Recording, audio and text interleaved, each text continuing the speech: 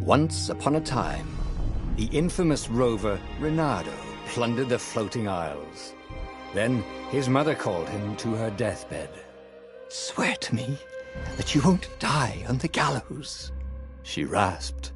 Reluctantly, he swore. And he whiled away his days at home with music, cards, and wine.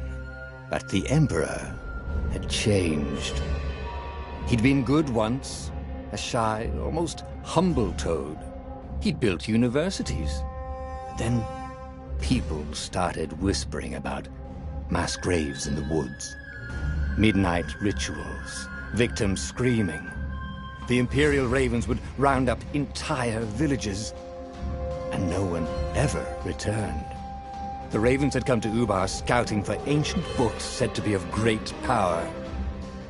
But the librarians had hidden the books, so they'd burnt the librarians. The citizens, outraged, had driven them off. The Ravens had come back with dropships. The kid had fled with one of those books. He was brave and dumb and wanted to join the rebellion. And Reynardo had promised his mother he'd protect him.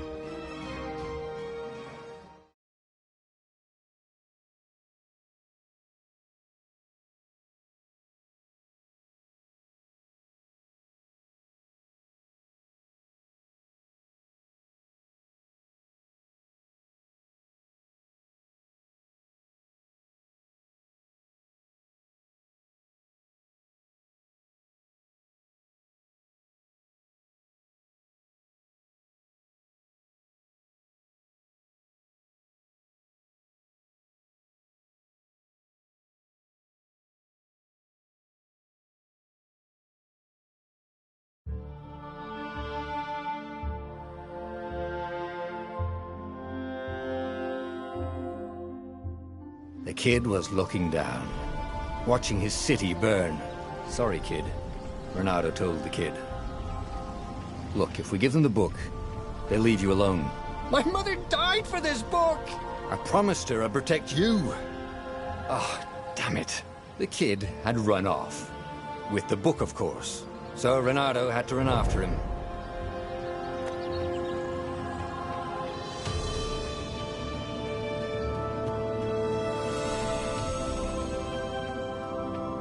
The two ravens were staring at the kid like he was their dinner, which probably was what was in their tiny brains. "Hey," Reynardo said. They cocked their heads at him. "Pick on someone as ugly as you." Wait, that didn't come out right. "For the Emperor!" The ravens cawed and rushed at him.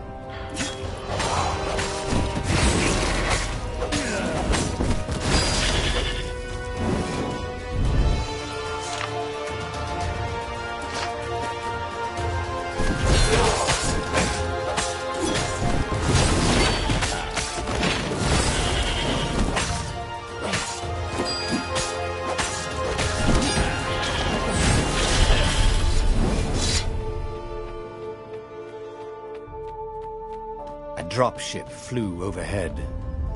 He hoped they hadn't noticed him. The kid.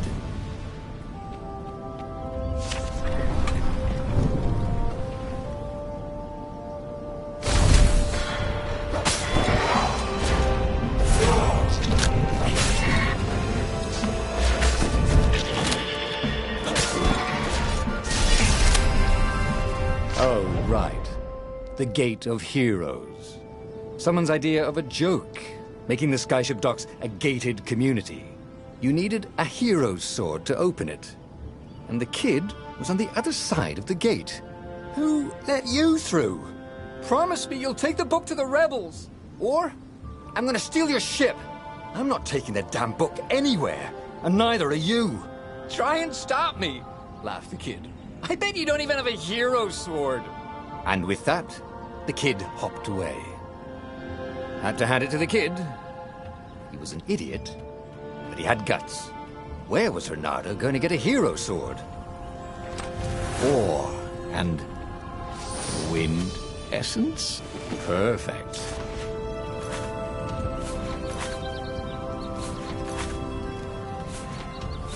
A hero sword. QED.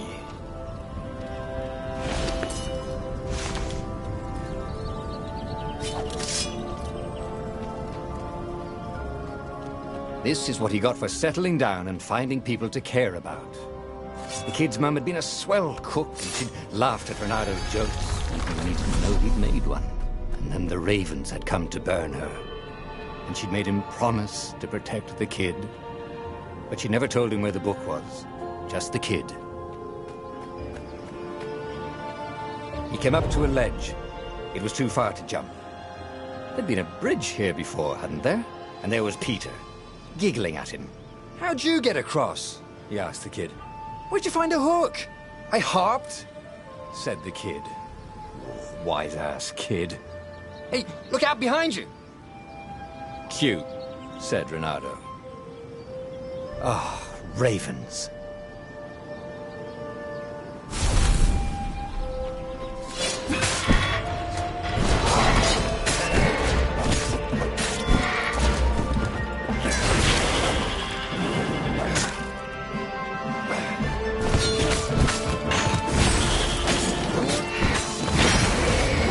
It was time to talk some sense into the kid.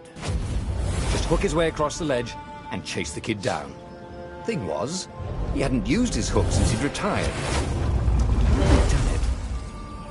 Maybe if he meditated at that altar there, he'd remember his old skills.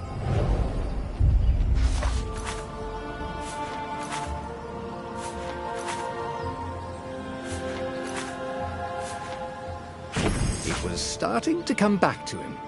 Something you never completely forgot, like how to freeze time when attacking. The more he fought, the more he'd probably remember. And there was the Farfarer. She was the fastest ship he'd ever known. She could do the Kestrel run in 12 furlongs. Oh, so the salesman had told him. And something told him the kid was about to walk into an ambush. "Stop!" he shouted. "I'm not giving you the book!" shouted the kid, and took off. "No! Peter!" The kid ran for it, and a goggler nailed him with its ivy.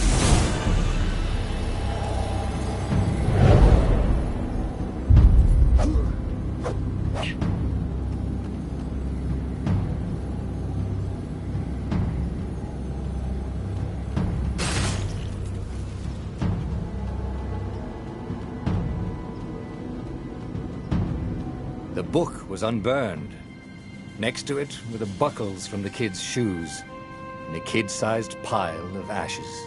Damn it. Why hadn't he lied and told the kid he'd take the book to the rebels? The kid would be alive now. Really pissed off and betrayed, but alive. Oh, damn it. Renato picked up the book. He couldn't let the Empire have it now. He was going to have to get it out of there. He'd be a wanted man. Probably have to join the rebellion just to have a place to dock. Well, he'd hated home life anyway.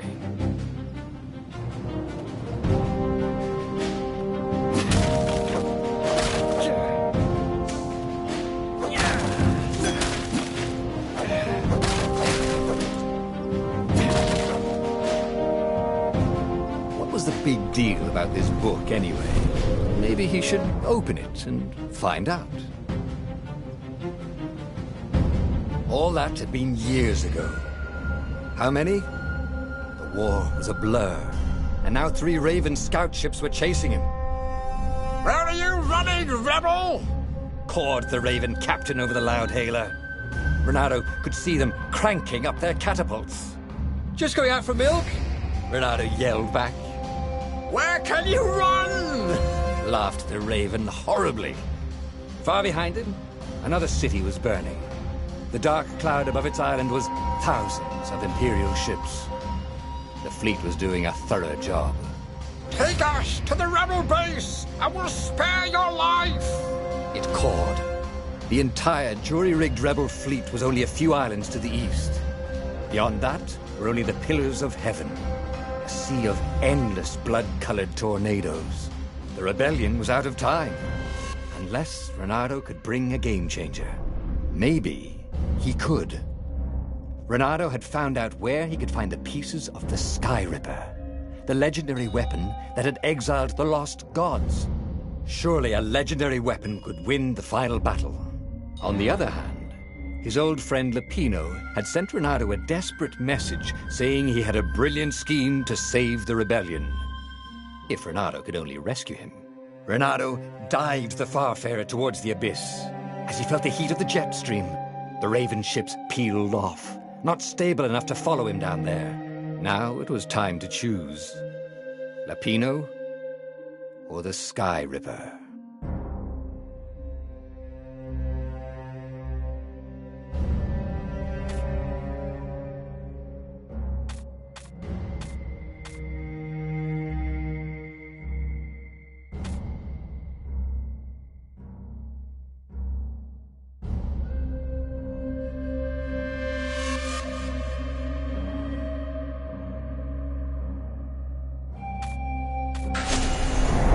Lapino.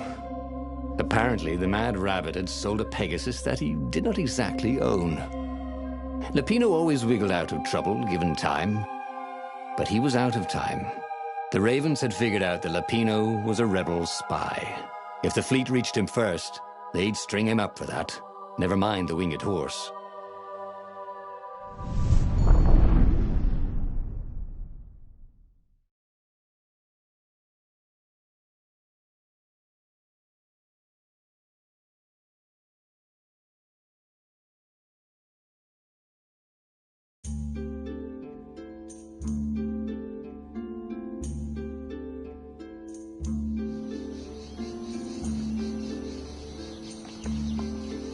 Lapino had apparently managed to confuse the judge by arguing that he hadn't actually stolen a winged horse. He'd only sold it. But wait, where was the prison? The village was empty. Had everybody fled the Ravens? If I craft a sword now, it's going to be really short.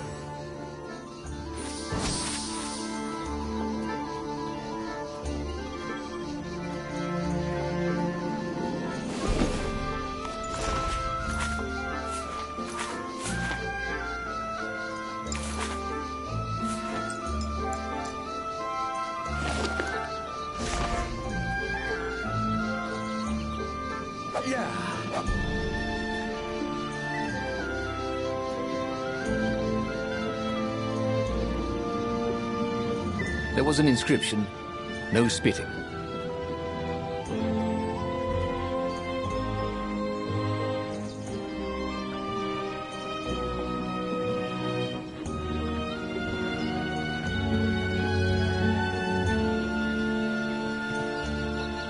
The Ravens had taken the town. Reynardo had seen villages emptied like this. All the people taken away to be sacrificed in the Emperor's secret rituals. Reynardo hoped the people were just hiding.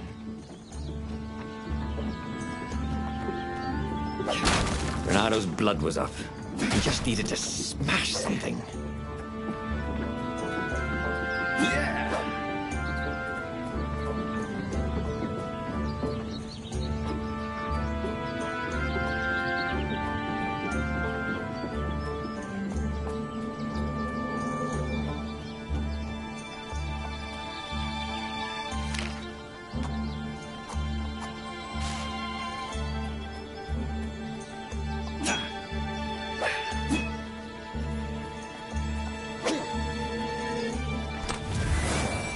Fresh socks, thought Reynardo. Please be fresh socks.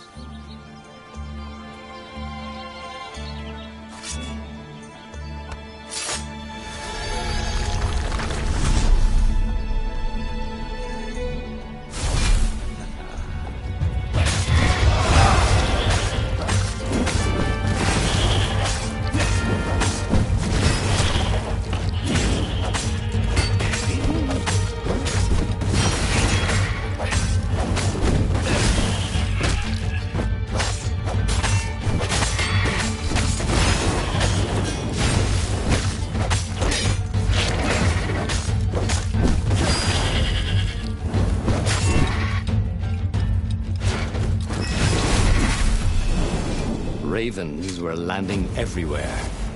The advance guard. He'd better get moving. If they got to Lupino first, they'd eat him for breakfast. Or a snack. Ravens weren't picky. If they got hungry, they sometimes forgot to interrogate their prisoners. Even top spies like Lupino. Where had the mad rabbit got to? Renata felt a little better.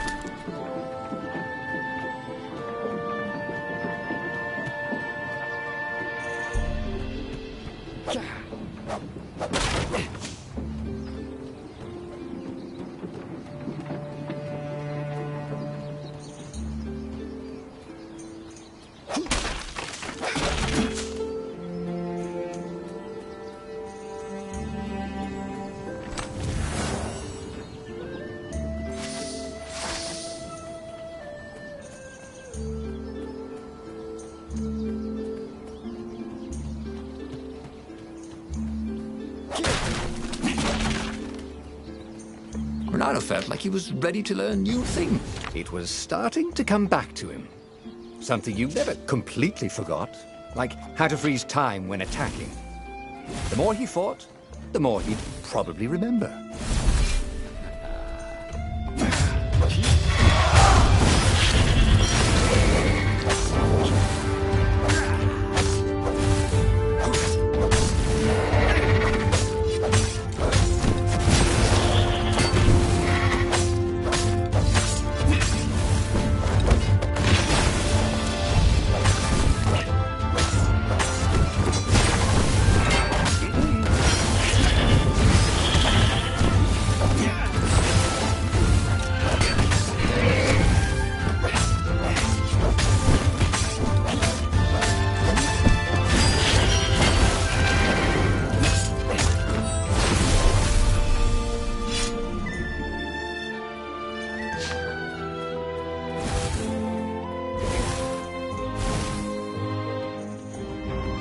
Renata felt a chill run down his back.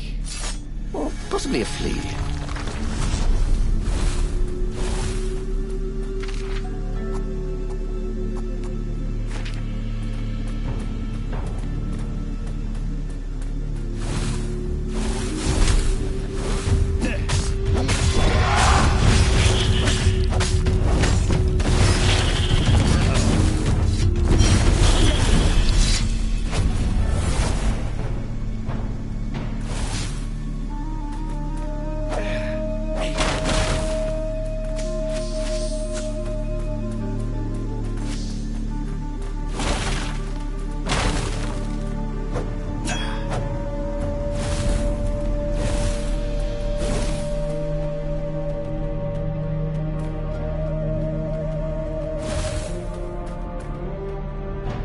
Dirty and bloody, Renato finally reached Lupino.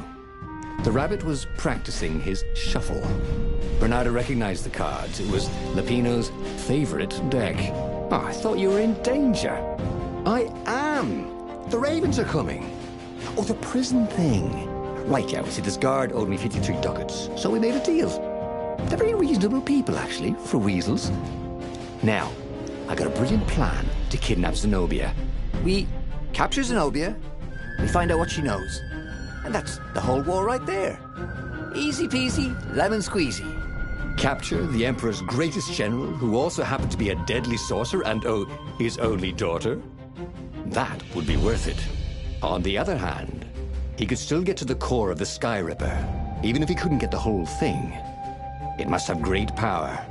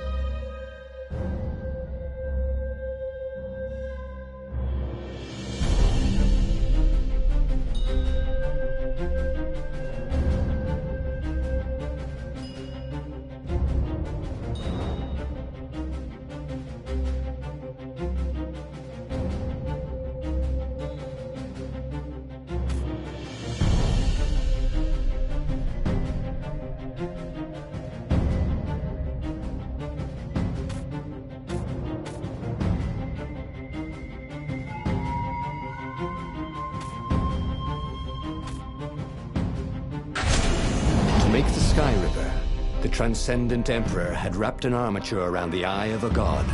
Bernardo had already let that armature slip away to save Lupino's life. But even its core, the eye torn from a god, surely they could fashion a great weapon from that. The core of the Sky Ripper? Lupino's excited.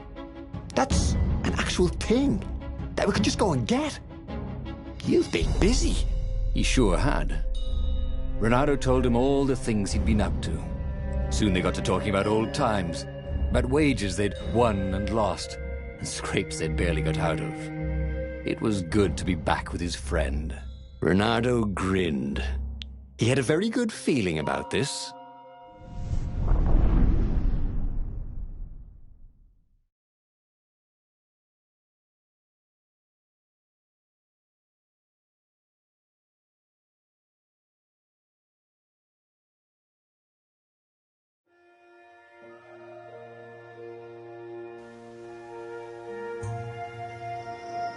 It's beautiful here, thought Bernardo.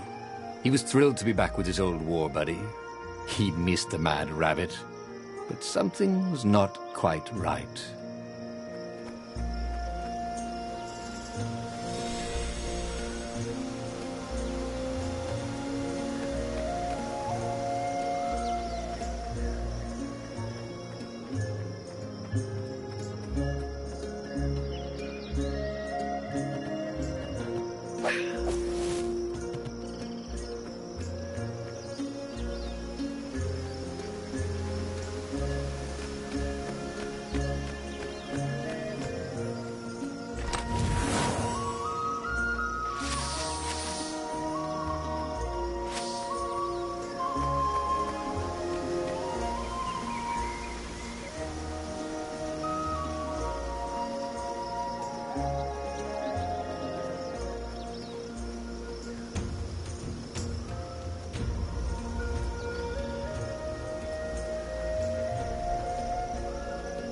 Who needed bridges anyway?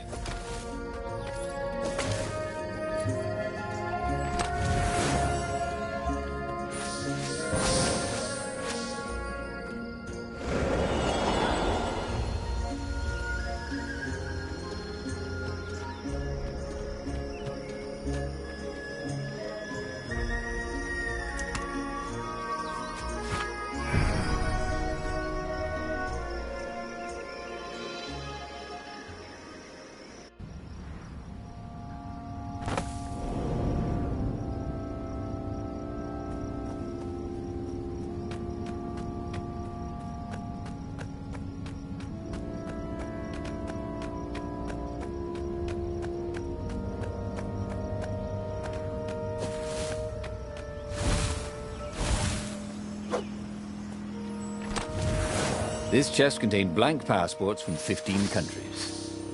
And something useful. There was something sour in the air. Like the earth had ruptured over something that had been fermenting for a very long time.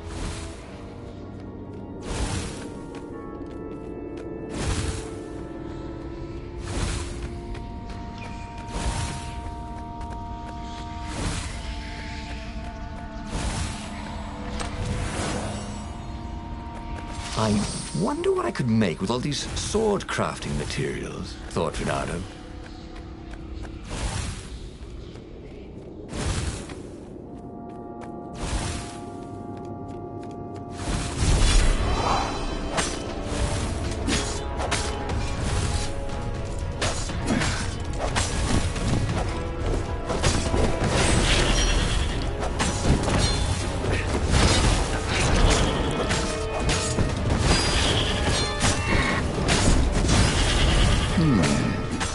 Where did that go to?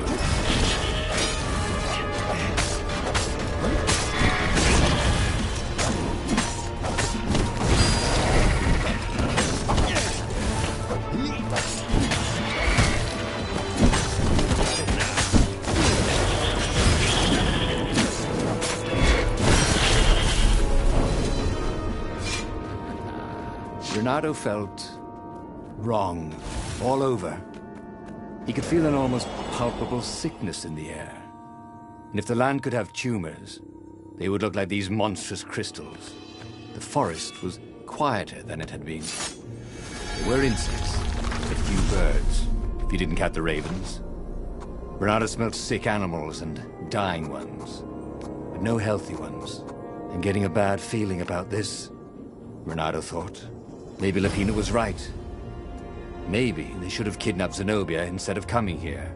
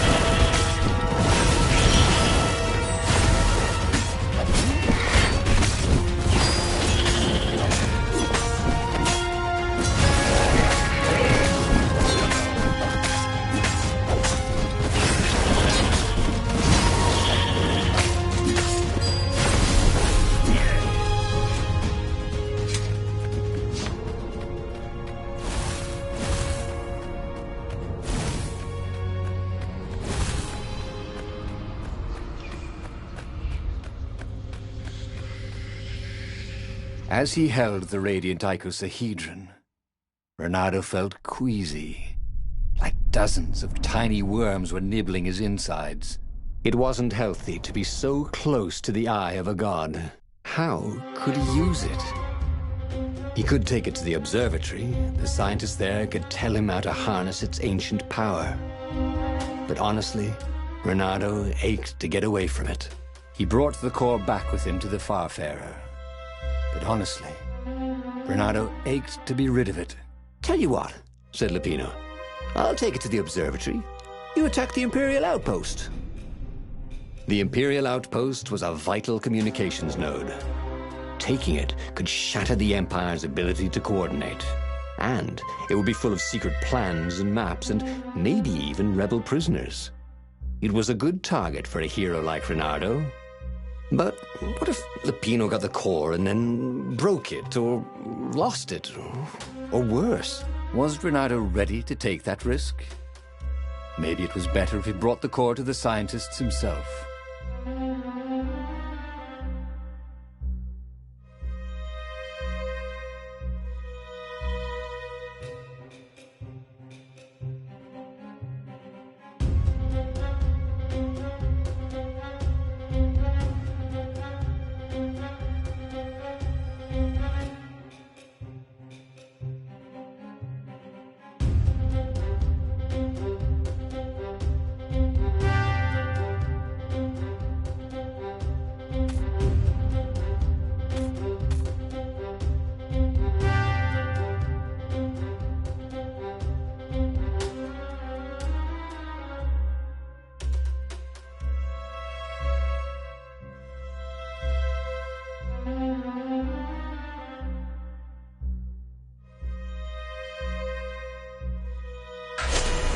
Trust me, Bernardo, you won't regret this. I'll treat the core like it was my own baby daughter. As the Farfarer dived towards the Nexus, Lapino was jumping up and down with excitement. "Stop rabbiting around," Bernardo said. Lapino just stared at him. The moment the ship landed, Lapino leapt off the ship.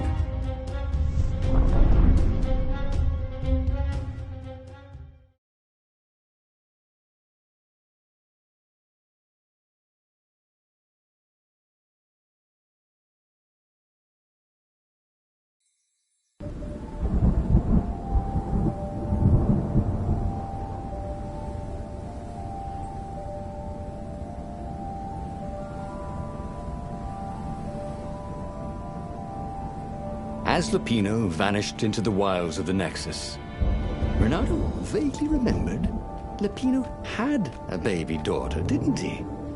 And he told her mother he was going out to get some Easter eggs, and he'd never come back. But Renato was relieved not to carry the core anymore. He was already feeling better. And who knows, maybe this time Lupino would get it right. And if Renato could take the outpost, he'd have access to all the Empire's communications in this sector. Right? It was definitely easier to fight inanimate objects.